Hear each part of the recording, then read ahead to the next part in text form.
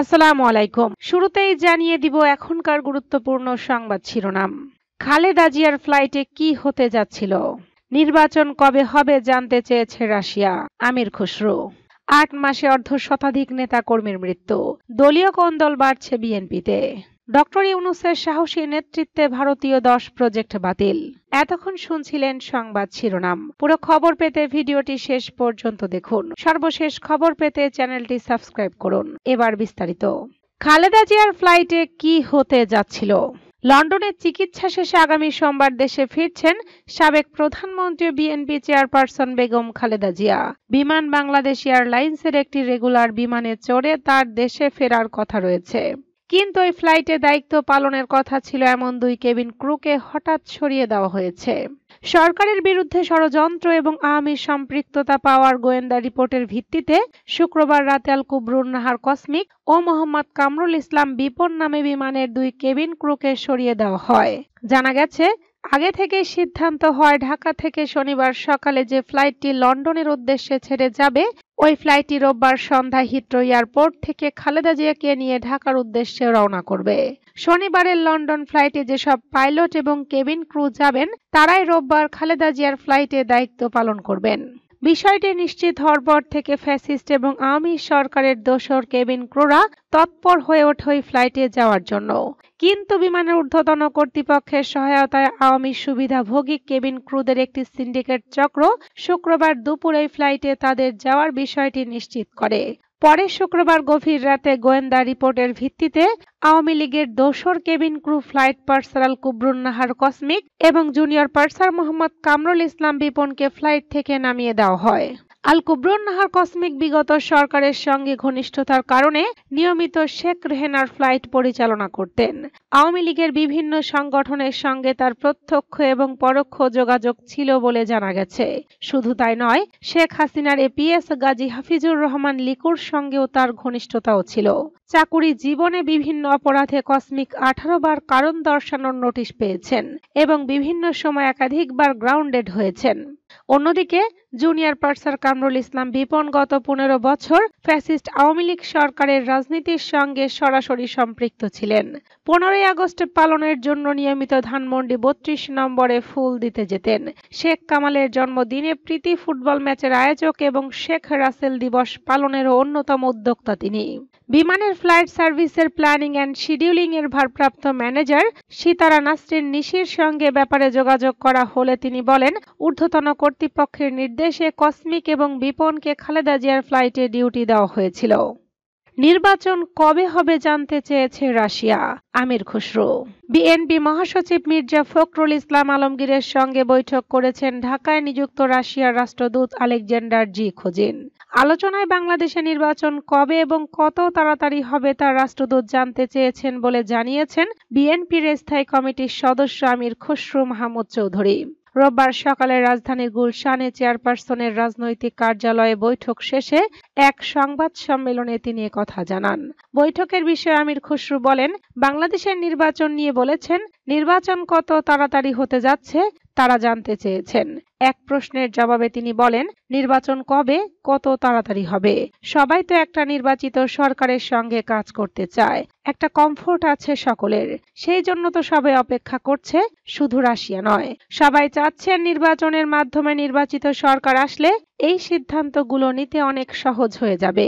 স্বাভাবিকভাবেই সবাই নির্বাচন ও নির্বাচিত সরকারের জন্য অপেক্ষা করছে। রূপপুর পারমাণবিক বিদ্যুৎ কেন্দ্র প্রসঙ্গে এক প্রশ্নের জবাবে খসরু বলেন, হ্যাঁ, ওটার জন্য তারা অপেক্ষা করছেন। বাংলাদেশের দিক থেকেও কোঅপারেশন চাচ্ছেন তারা। সমাপ্তি করতে হবে, এটা সমাপ্তির পর্যায়ে। বাংলাদেশে সেখান থেকে বড় একটা বিনিয়োগ হয়েছে, সেখানে প্রশ্নবিদ্ধ আছে অনেক কিছু, সেটি ভিন্ন আলোচনা। তিনি বলেন, আমাদের দুই দেশের মধ্যে যে সম্পর্ক, এটাকে এগিয়ে নিয়ে যাওয়ার জন্য আগামী দিনে কি কি করব আমরা। বাংলাদেশের সঙ্গে তো রাশিয়ার সম্পর্ক অনেক দিনের, স্বাধীনতা যুদ্ধ থেকে শুরু করে। তাদের তো যথেষ্ট ইনভেস্টর রয়েছে বাংলাদেশে বিনিয়োগের জন্য। ৮ মাসে অর্ধশতাধিক নেতা কর্মীর মৃত্যু। দলীয় কোন্দল বাড়ছে বিএনপিতে। গত ৫ আগস্ট শেখ হাসিনার পতনের পর শক্তিশালী রাজনৈতিক দল হিসাবে দৃশ্যমান বিএনপি। এরপর থেকে রাজনৈতিক অন্তর্কোন্দল, দলটির প্রায় অর্ধশতাধিক নেতা কর্মী নিহত হয়েছেন। এতে বাড়ছে দলটির তৃণমূল পর্যায়ে নেতা কর্মীদের মধ্যে বৈরিতা। এদিকে সংঘাত সহিংসতার বিষয়টি স্বীকার করেছেন বিএনপির শীর্ষ পর্যায়ের নেতারাও। তাদের দাবি, ব্যবস্থা নেওয়ার কারণেই সহিংসতার মাত্রা কমে এসেছে। তবে পরিসংখ্যানে দেখা যাচ্ছে সময়ের সঙ্গে পাল্লা দিয়ে বাড়ছে দলটির স্থানীয় পর্যায়ের সহিংসতা। বিশ্লেষকরা বলছেন, দ্বন্দ্বের পেছনে অর্থনৈতিক স্বার্থ এবং আধিপত্য সৃষ্টির মতো বিষয় ফ্যাক্টর হিসেবে কাজ করছে। একই সঙ্গে নির্বাচনে এগিয়ে এলে এই ধরনের ঘটনা আরও বাড়বে বলেও মনে করছেন তারা। গত 5 এপ্রিল রংপুরের বন্দরগঞ্জে বিএনপির দুপক্ষের সংঘর্ষে মারা যান দলটির কর্মী লাভলু মিয়া। উপজেলায় আধিপত্য বিস্তার এবং ব্যবসায়ীকে মারধরের প্রতিবাদে ডাকা মানববন্ধনের সময় বিএনপির দুপক্ষের মধ্যে সংঘর্ষে মারা যান তিনি। এই ঘটনায় মামলা দায়ের করেন নিহতের ছেলে মোহাম্মদ রায়হান কবির। তার দাবি, এরই মধ্যে টাকার জোরে আগাম জামিন নিয়েছে অভিযুক্তরা। মোহাম্মদ রায়হান কবির বলেন, আমার বাবা বিএনপির একজন নিবেদিত কর্মী ছিলেন। জ্বালাও পোড়াও সহ একাধিক মামলায় জেলে গেছেন। গুলিও খেয়েছি আমরা বাপ ছেলে। অথচ আজ বিএনপির নেতারা নীরব। এই যদি হয় রাজনীতি, তাহলে দেশের জনগণের কাছে অনুরোধ, কেউ যেন রাজনীতি না করে। কারণ দলের জন্য গেলাম, গুলি খাইলাম, অথচ দলের কেউ এগিয়ে এসে সহায়তা করল না।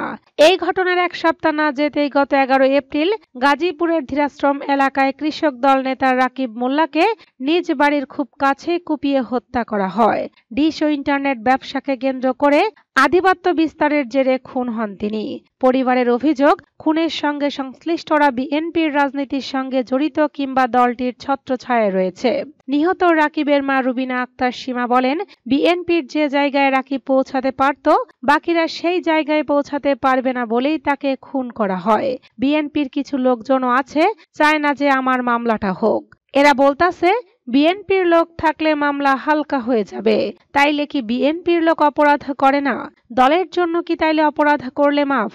মানবাধিকার সংস্থা আইন ও সালিশ কেন্দ্রের তথ্য মতে জানুয়ারি থেকে মার্চ মাসের রাজনৈতিক সহিংসতায় 36 জনের মৃত্যু হয়েছে। এর মধ্যে কেবল বিএনপির দলীয় কোন্দলের মৃত্যু হয়েছে 26 জনের।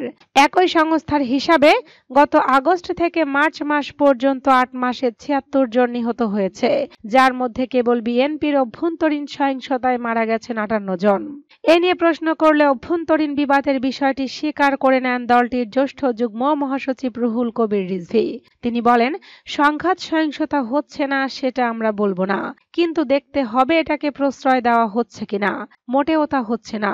জড়িতদের বহিষ্কার করা হয়েছে, পদ স্থগিত করা হয়েছে, শোকজ করা হচ্ছে এবং সেখানে জাতীয় পর্যায় থেকে শুরু করে তৃণমূল, কেউ এখান থেকে বাদ যাচ্ছে না।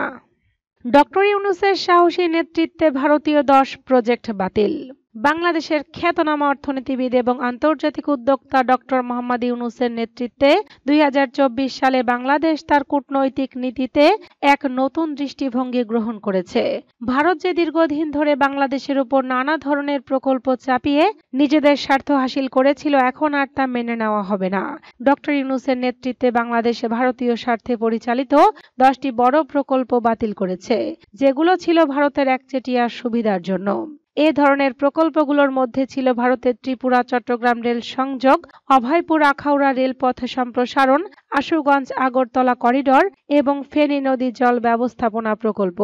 এর পাশাপাশি কুশিয়ারা নদীর পানি বন্টন চুক্তি, চট্টগ্রাম ও মংলা বন্দরের ব্যবহারের চুক্তি এবং ফারাক্কাবাদ সংস্কার প্রকল্প সহ আরও বেশ কিছু প্রকল্প বাতিল করা হয়েছে।